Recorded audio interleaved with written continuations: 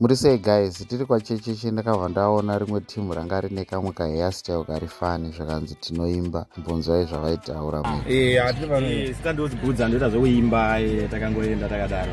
Handika bvudza au ndiproducer. Ndio anoproducera Dogas Moyo. Unoproducera Dogas Moyo.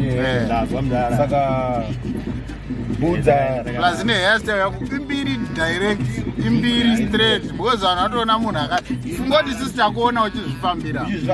Waiziye. Hamuzotokandira mangoma hayo. Unoba musambopo wacho.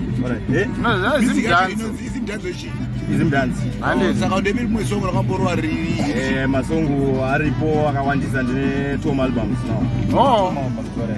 Unatanga 2018. Debut yacho kabeta yaiyo. Unoti hit song yako.